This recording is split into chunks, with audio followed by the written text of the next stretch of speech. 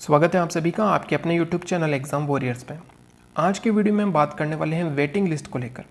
वे सभी अभ्यर्थी जो वेटिंग लिस्ट का इंतज़ार कर रहे हैं उनके लिए बहुत ही इंपॉर्टेंट वीडियो है। तो जैसा कि आप सभी ने थंबनेल पर देख ही लिया है और जो थंबनेल पर लिखा गया है वीडियो में मैं वही बताऊँगा। थंबनेल पर लिखा है कि वेटिंग लिस्ट से पहले ही कई अभ्यर्थियों का इंतज़ार खत्म हो सकता है, यानी कि वेटिंग लिस्ट का उन्हें इंतज़ार नहीं करना पड़ेगा और उनका फाइनल सिलेक्शन भी हो जाएगा। ऐसा किस कारण से होगा उसके बारे में वीडियो में बात करेंगे। तो आज का ये वीडियो वेटिंग लिस्ट वालों के लिए होने वाला है, तो उन्हें ये वीडियो ज़रूर देखना है। सबसे पहली बात ये है कि अभी जो रिज़ल्ट आया है पटवारी का, ये 5610 पदों के लिए आने वाला था, लेकिन इसमें से अभी 418 पद रिज़र्व रखे गए हैं। अब ये रिज़र्व किन के लिए रखे गए हैं तो आप सभी जानते हैं, प्रोविज़नल लिस्ट में जो कैंडिडेट शामिल हैं उनके लिए अभी 418 पद रिज़र्व रखे गए हैं। यानी कि एक तरीके से इन प्रोविज़नल लिस्ट वालों का जब डॉक्यूमेंट वेरिफिकेशन कंप्लीट हो जाएगा तब उन पदों पर भर्ती दी जाएगी। यानी कि जो 418 पद हैं ये रिक्त है प्रोविज़नल लिस्ट वालों के लिए। बोर्ड ने 418 कैंडिडेट को प्रोविज़नल लिस्ट में डाला है तो कुछ सोच समझ कर डाला होगा, यानी कि इन सभी कैंडिडेट के डॉक्यूमेंट में कुछ कमी होगी ऐसा बोर्ड मानता है, इसलिए उसने 418 पद अभी रिक्त रखे हैं प्रोविज़नल लिस्ट वालों के लिए। हम ये मान के चलते हैं कि 418 पद हैं, इनमें से 50% कैंडिडेट अपने डॉक्यूमेंट पूरे कर लेते हैं, फिर भी 50% पद रिक्त रह जाएंगे, यानी कि लगभग आप मान के चलिए 210 पद रिक्त रह जाते हैं, ऐसा हमारा अनुमान है। ये पदों की संख्या बढ़ भी सकती है, ठीक है, यानी कि 210 पद अब रिक्त हो गए हैं।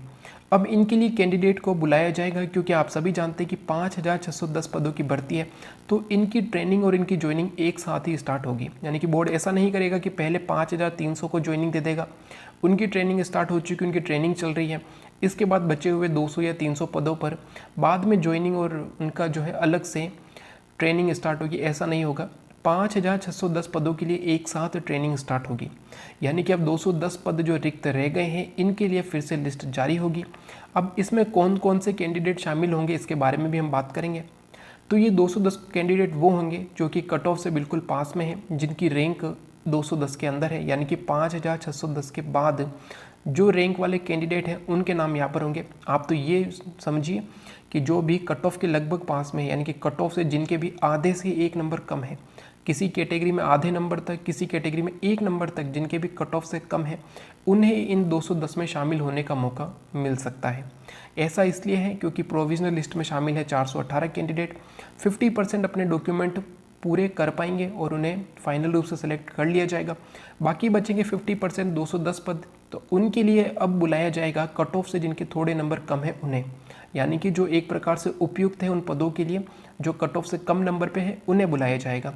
तो ये कौन हो सकते हैं? तो यहाँ पर जो मेरे कमेंट आए थे, जो लास्ट वीडियो है, पिछले 2-3 वीडियो पे जो कमेंट आ रहे थे कि उनके कट ऑफ से ज़्यादा नंबर है फिर भी उनका सिलेक्शन नहीं हुआ है, तो इनमें जो सबसे ज़्यादा कैंडिडेट जो देखे गए थे, यानी कि कमेंट किया था उन्होंने, इसलिए मैं आपको भी कहता हूँ अगर आपके ज़्यादा नंबर है फिर भी आपका नहीं हुआ है तो आप कमेंट कीजिए और अपनी कैटेगरी ज़रूर बताइए, जिससे कि ये क्लियर हो सके कि किस कैटेगरी में कितने अभ्यर्थी प्रोविज़नल लिस्ट में शामिल हैं। तो जो कमेंट आए थे उसके आधार पर पीएच और स्पोर्ट्स कैटेगरी के बहुत सारे कैंडिडेट हैं जो प्रोविज़नल लिस्ट में शामिल हैं। हमने यही माना है कि 50% यहाँ पर अपने डॉक्यूमेंट पूरे कर लेते हैं। तो यहाँ पर सबसे बड़ी बात ये है कि जिनके कट ऑफ से कम है और पीएच और स्पोर्ट्स कैटेगरी से है उनके लिए चांस ज़्यादा बन जाते हैं, ठीक है। ऐसा मैं इसलिए कह रहा हूँ क्योंकि मेरे वीडियो पे जो है ज़्यादातर कमेंट पीएच और स्पोर्ट्स के आए हैं। आप सभी इस वीडियो पे भी कमेंट कीजिएगा तो पता चल जाएगा किस कैटेगरी में कितने कैंडिडेट हैं जो प्रोविज़नल में शामिल हैं। तो यहाँ पर हम यही मान के चलते हैं कि सभी कैटेगरी के स्टूडेंट इन 210 में, यानी कि इन 418 में शामिल होंगे। इसके बाद आधे अपने डॉक्यूमेंट कंप्लीट कर लेंगे और आधे जो है वो नॉट एलिजिबल में चले जाएंगे, ठीक है। ऐसा क्यों होगा? तो डॉक्यूमेंट की कमी के कारण ऐसा होगा, ठीक है। तो यहाँ पर आप मान के चलिए अधिकतर पीएच, स्पोर्ट्स और अन्य कैटेगरी से भी कैंडिडेट शामिल हैं। तो अब सबसे बड़ी बात ये आती है कि जो भी आपकी कट ऑफ गई है, जनरल में 226.9 के आसपास गई है, तो यहाँ पर कट ऑफ ज़रूर कम होगी, यानी कि फाइनल, यानी कि ज्वाइनिंग से पहले ही यहाँ पर कट ऑफ आपको कम देखने को मिलेगी और ऐसा 100% होगा। क्यों होगा वो कारण मैंने आपको बता दिया है। तो यहाँ पर कट ऑफ कम होगी और कितनी हो सकती है? तो आधे नंबर से लेकर 1 नंबर तक की कट ऑफ कम हो सकती है। 1 नंबर की कट ऑफ कहाँ पर कम होगी? तो जहाँ पर पोस्ट की संख्या कम है वहाँ पर 1 नंबर तक कट ऑफ कम हो सकती है, क्योंकि कैंडिडेट यहाँ पर उन्हीं कैटेगरी से हैं। जैसे कि पीएच और स्पोर्ट्स है, यहाँ पर 1 नंबर तक का अंतर आपको देखने को मिल जाएगा ज्वाइनिंग से पहले ही कट ऑफ में। और बाकी जो कैटेगरी है जनरल, ओबीसी, ईडब्ल्यूएस, यहाँ पर आपको आधे नंबर का यानी कि 0.5 का अंतर देखने को मिल जाएगा, ठीक है, ज्वाइनिंग से पहले।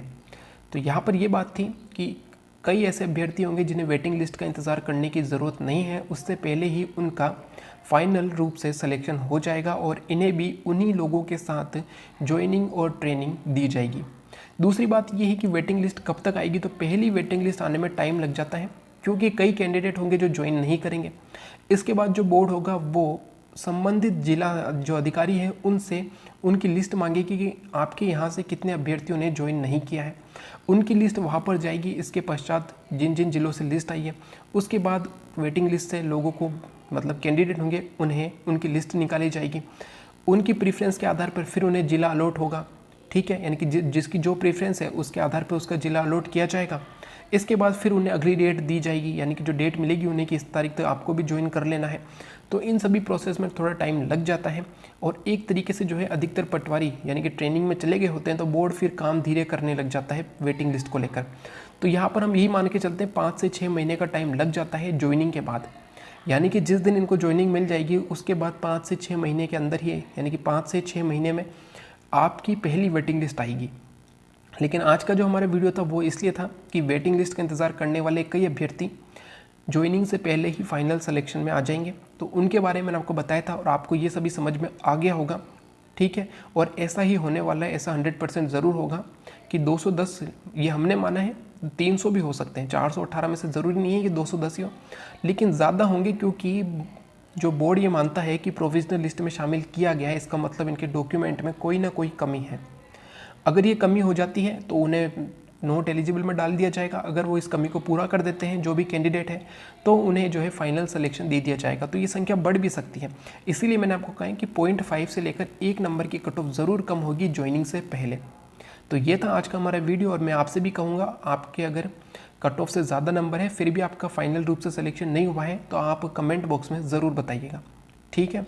आपकी कौन सी कैटेगरी है और किस कैटेगरी में आपका सिलेक्शन नहीं हो पाया है ये आपको कमेंट बॉक्स में बताना है। तो अगर आज का वीडियो अच्छा लगे तो लाइक एंड शेयर ज़रूर कीजिएगा, साथ ही आपके लिए इंपॉर्टेंट वीडियो लाते हैं तो चैनल को सब्सक्राइब करना न भूलें। थैंक यू, जय हिंद, जय भारत।